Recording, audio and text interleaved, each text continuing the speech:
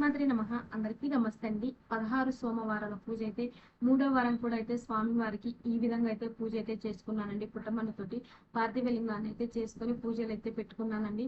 అలానే బెల్లం దీపం కూడా ఈరోజు పూజలు అయితే పెట్టుకొని ఈ విధంగా పూజ అయితే చేసుకున్నానండి. నారికేళ దీపం పెట్టుకున్నాను. ఈ విధంగా అయితే అంతా పూజ అయితే రెడీ చేసుకున్నానండి.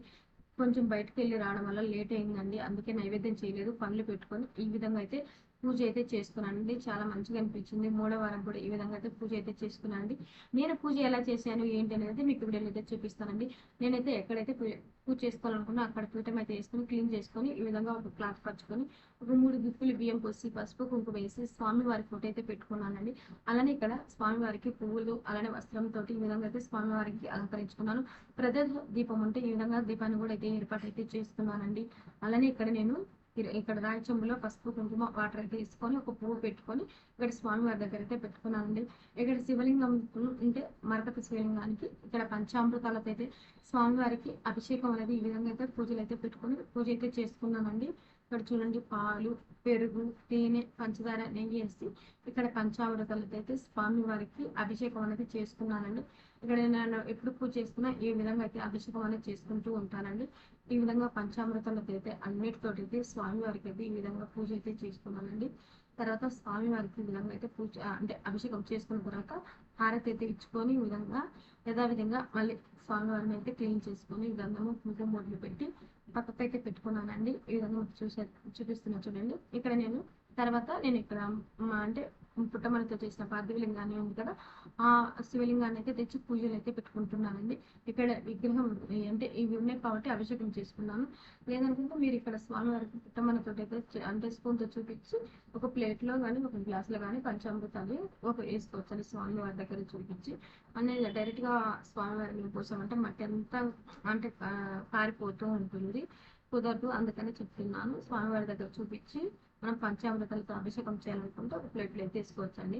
తర్వాత స్వామివారిని ఈ విధంగా అయితే ఏర్పాటు అయితే చేసుకున్న తర్వాత ఇక్కడ స్వామివారికి వస్త్రము పువ్వులు పెట్టి అలంకరించుకున్నానండి. అలానే పసుపు గౌరమ్మలో పసుపు వినాయకుని అయితే పెట్టి పూజ అయితే చేసుకున్నానండి. ఏ పూజ చేసినా వినాయకుడు పూజ చేయాలి కాబట్టి ఇక్కడ నేను అక్షంతలతో అయితే స్వామివారికి పూజ చేసి నైవేద్యం వచ్చేసి బెల్లం అయితే పెట్టుకొని ఈ విధంగా పూజ అయితే చేసుకున్నానండి. మొదటిగా స్వామివారికి తర్వాత ఈ బూదితోటి నేను స్వామివారి మీద ఈ విధంగా అయితే కొంచెం కొంచెం వేస్తూ పూజ అయితే అష్టోత్తరనామాలు చదువుకుంటున్నానండి. శివయ్య అష్టోత్తరనామాలు ఈ విధంగా చూడండి కొంచెం కొంచెం వేస్తూ చదువుకుంటూ ఉన్నానండి.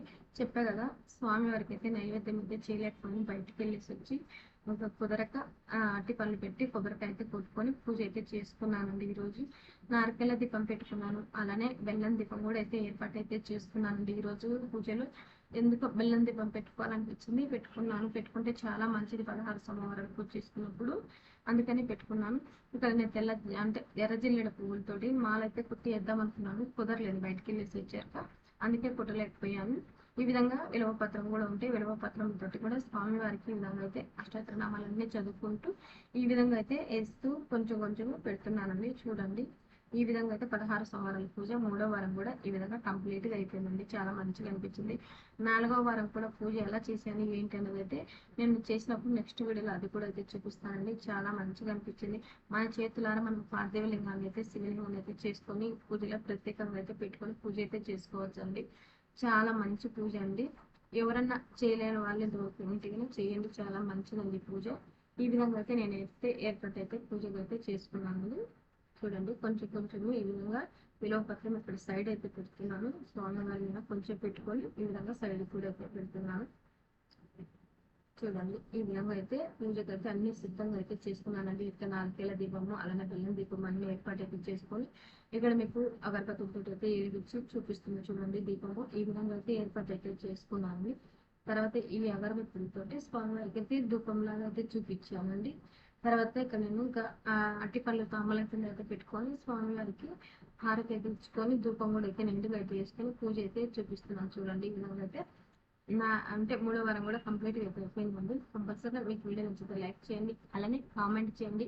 ఇంకా మన ఛానల్ ఎవరైనా ప్లీజ్ సబ్స్క్రైబ్ చేసుకోకపోతే సబ్స్క్రైబ్ చేసుకోండి, లైక్ ఇవ్వండి. మీరు ఇచ్చే లైక్ వల్ల ఇంకా కొంతమందికి అనేది రీచ్ అవుతుందండి. చూస్తున్నారు కానీ లైక్ అయితే ఇవ్వడం లేదు. కంపల్సరీగా లైక్ ఇవ్వండి.